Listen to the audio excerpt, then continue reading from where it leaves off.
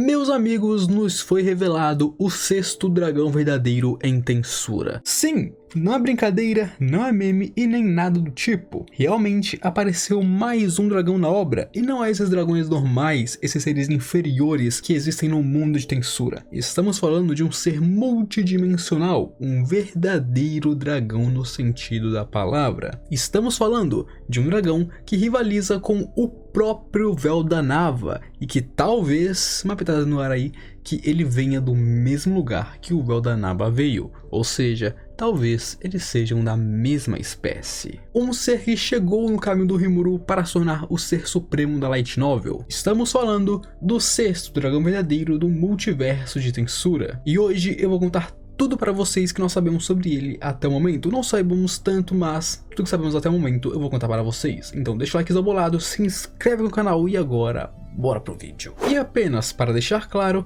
Ivaraj não é alguém que estava na obra anteriormente e apareceu do nada. Por exemplo, sim, ele está na obra desde o volume 16, que foi onde ele foi citado pela primeira vez, mas ele não era uma existência inferior, como por exemplo um slime ou algo do tipo, que evoluiu para um ser supremo. Não, ele já era um ser supremo desde sempre, e estava ali, porém nós não sabemos direito ainda quem ele era e por que ele estava ali. E agora ele foi revelado para a gente, e bom, as coisas começaram a pegar fogo. E o Ivaraj também é um personagem completamente canônico da Light Novel que não existe na Web Novel, o que é muito da hora também, porque sabemos que na Web Novel, bom, o Rimuru virou o cara mais supremo do universo e matou todo mundo que entrou no seu caminho. Mas aqui um novo inimigo multiversal está no caminho dele, e isso é bem legal também. O Ivaraj vem de uma origem desconhecida até o momento, onde, por enquanto, ainda não sabemos oficialmente de onde ele é e como ele nasceu. Sabemos apenas algumas poucas informações sobre ele atualmente. Primeiro de tudo, sabemos que ele não foi criado pelo Véu da Nava. Exatamente. Não sabemos como ele nasceu, se ele nasceu em outra dimensão ou se chegou até essa dimensão destruindo várias outras dimensões, afinal ele é a destruição pura.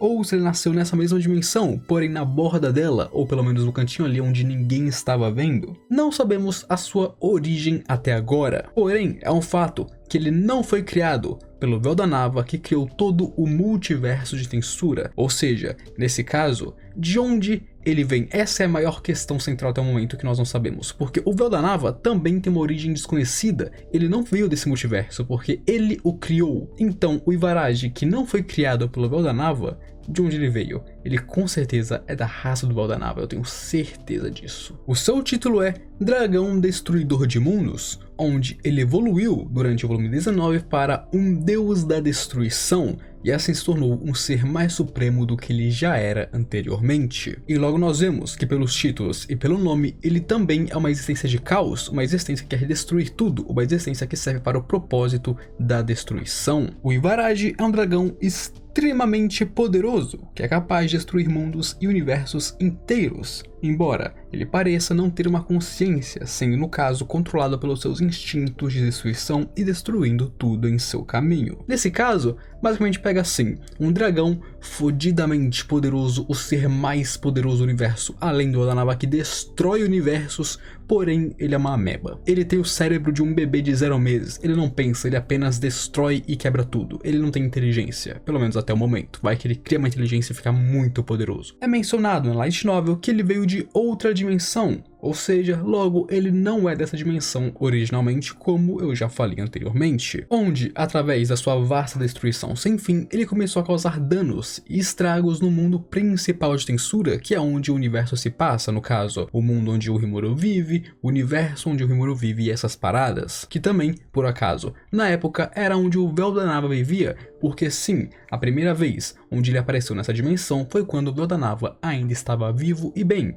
e logo eles se chocaram e entraram em conflito naquela época. E isso foi tanto que ele até mesmo deu um supapo legal no Feldway, mesmo que não tenha sido de propósito. Ele não atacou o Feldway porque ele falou, eu vou atacar esse marmanjo. Não foi assim. Mas o que aconteceu foi, o Feldway foi pego na destruição do Ivaraj, e assim levou um supapo dele e apanhou para o dragãozão da destruição. O que também, sinceramente, é muito bom e eu fico muito feliz com isso, porque eu não suporto o Feldway e esse cara é muito chato, cara. Logo, por ser um ser sem razão, sem inteligência, que apenas destrói tudo em seu caminho e apenas destrói a criação do Véu da Nava, o Véu da Nava entrou em um confronto com ele, onde depois de uma grande luta e um grande confronto, ele acabou o selando na Dimensão Fantasma, já que ele não conseguia o matar. Exatamente, Véu da Nava não conseguiu matar Ibaraj, e assim o selou na Dimensão Fantasma. E para aqueles que não sabem, a Dimensão Fantasma é basicamente uma dimensão paralela com a Terra. É muito parecida com, por exemplo, o Inferno, onde os demônios vivem. No caso, no Inferno, os demônios vivem lá, fazem suas coisas, lutando, nascendo, morrendo e um monte de outras coisas que os demônios fazem, porque os demônios são demoníacos, por exemplo. Mas é uma dimensão que se supõe sobre a Terra. Por exemplo, a Terra está aqui, o Inferno está aqui, porém ao mesmo tempo, tá ligado? Eles são dimensões diferentes que estão sobrepostas. E a Dimensão Fantasma é basicamente isso também. Ela é uma terceira dimensão diferente que está sobreposta sobre a Terra e o Inferno, onde lá dentro existem seres poderosíssimos, assim como o Inferno também tem. No caso, as raças que vivem na Dimensão Fantasma seriam os Cryptids, os Insectors e os Fantasmas. Como sabemos, os Insectors, que é a raça do Zegion, também são dessa dimensão especial. Da mesma forma que o Feldui, que é chamado de Rei dos Fantasmas, também viveu lá por muito e muito tempo, governando sobre a raça dos fantasmas. Nesse caso, o Ibaraj seria um Cryptid, a terceira raça que ainda não havia sido muito explorada até o momento, já que só sabíamos até o momento que ela era uma raça que estava em guerra contra os fantasmas e os Insectors há muito tempo mesmo. Logo, depois de tomar uma surra do Véu da Nava e ser selado na Dimensão Fantasma, ele começou a viver lá e, claro, morar lá, e a partir da sua mana, uma nova raça foi criada, que seria no caso os Cryptids, que foram criados a partir dele. Igual, por exemplo, o Rimuru foi criado a partir da mana do Veldora naquela caverna. É o mesmo exemplo, seres são criados a partir da aura de seres muito poderosos. Que inclusive, os Cryptids é de onde a Kumara vem, meus amigos. Exatamente. A Kumara, no caso, a raça da Kumara é uma descendente dos Cryptids, nos dando finalmente uma explicação adequada de sua origem também, mostrando que ela, assim como o Zegion, vem de raças superiores e extremamente poderosas. Afinal, todas as raças da Dimensão Fantasma são muito fortes, estando muito acima da dimensão comum. Logo, Ibaraj esteve selado na Dimensão Fantasma até agora, porém no volume 19 da Light Novel nós vemos que ele rompeu o selo, no caso ele foi liberto de seu selo e evoluiu para um deus da destruição, se tornando ainda mais poderoso e recuperando todos os poderes que ele tinha anteriormente. Se depois que ele levou uma surra do Véu da Nava e foi selado, ele ficou sem poderes e ficou fraco, agora ele recuperou em sua totalidade todos os seus poderes, ou seja, no momento ele é forte bastante para rivalizar com o Véu da Nava, porém, o Véu da Nava não existe mais nesse mundo, então ninguém mais rivaliza com ele, pelo menos no momento. Logo, provavelmente a sua origem, a sua história e quem ele é vão ser desenvolvidos nos próximos volumes, embora eu queira muito saber logo quem Ibaraj realmente é. E até agora, é isso que nós sabemos dele, nós não sabemos mais nada além disso. Porém, é claro que a partir do que nós temos, teorias podem ser feitas, certo? E eu separei algumas bem legais aqui para vocês que vocês não vão se decepcionar com elas. A primeira teoria se baseia no fato dele ser o oposto do Véu da Nava. Por exemplo, os anjos têm seu oposto, os demônios, o inferno tem seu oposto, o céu, os pecados seu oposto, as virtudes e essas paradas. No universo de Tensura nós vemos muitos opostos. Nós temos uma categoria e então a categoria oposta a ela que é tão forte quanto ela mesma, ou seja, são equivalentes. Para toda uma causa tem uma consequência e assim eles mantêm um equilíbrio. No caso, a primeira teoria é que o Ibaraj foi criado a partir da criação do Véu da Nava, porém não por ele. Enquanto o Véu da Nava criou a criação, o Ibaraj foi criado a partir da destruição, se tornando o oposto do Véu da Nava e, é claro, o seu equivalente, se tornando o seu equilíbrio. Essa é uma teoria que, sinceramente, eu não gosto muito, porque meio que daria brecha do Véu da Nava, meio que indiretamente ter criado o Ibaraj. Porém, é uma teoria muito boa também que eu não nego, porque ela tem seus méritos e faz bastante sentido, já que afinal, Tensura é um mundo bem equilibrado de qualquer forma. Enquanto a segunda teoria se baseia no fato deles serem da mesma espécie. Exatamente, eles serem da mesma espécie, da mesma origem, do mesmo lugar. Seria o caso deles virem do mesmo lugar, porém serem inimigos desde então, o que faz muito sentido, vendo que também estamos no escuro sobre a origem do próprio Valdinha. Enquanto o Véu da Nava tem o título de Rei Dragão Estelar ou Rei das Estrelas, podemos supor que talvez o Ibaraj seja um Rei Dragão Destrutivo, ou no caso, o Rei da Destruição, onde eles teriam vindo da mesma dimensão,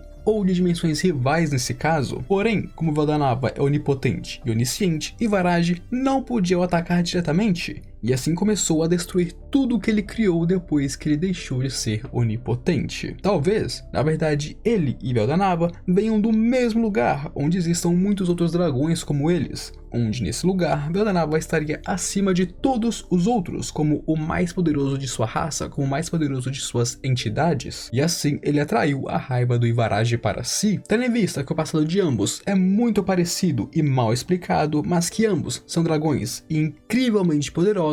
Sabendo que o Veldanava não criou o Ivaraj, isso aqui faz muito sentido, eles serem rivais do mesmo lugar de onde eles vieram, embora o Ivaraj seja uma ameba. Na verdade, seria bem legal isso aqui porque é o seguinte, Ivaraj é do mesmo lugar que o Veldanava, logo ele é tão poderoso quanto o Valdinha, embora ele tenha perdido para ele porque o Veldanava seria o rei, o mais poderoso de sua dimensão. E assim, o Ivaraj, que era para ser o inimigo final do Veldanava, se torna o inimigo final do Rimuru, porque meio que o Rimuru está substituindo o Veldanava na sua dimensão, nos mostrando o paralelo que o Rimuru está derrotando o inimigo que o Veldanava já derrotou e que era para ser o seu inimigo final e, claro, o seu oposto, onde o Rimuru derrotaria o oposto do Veldanava e, claro, um ser de sua dimensão. Também temos outras teorias, como ele se formou do caos, ou ele na verdade é mais velho que o Veldanava e existe há muito mais tempo que ele, e essas paradas, mas elas não fazem tanto sentido, embora tenham seus méritos também. Então, qualquer coisa eu falo sobre elas quando mais informações sobre ele saírem, ok? E esse, meus amigos, foi o Ivaraj, um dos dragões mais poderosos de todo o mundo de Tensura, e claro, aquele que rivaliza contra o próprio deus desse mundo. E eu espero que vocês tenham gostado, então é aquilo, se você gostou, deixa o like bolado e se inscreve no canal, essa é a sua obrigação, esse é o seu dever. Se você gostou até aqui e assistiu o vídeo, deixa o like e se inscreve no canal. Agora eu me despeço de vocês, aquele abraço, um beijo e eu fui.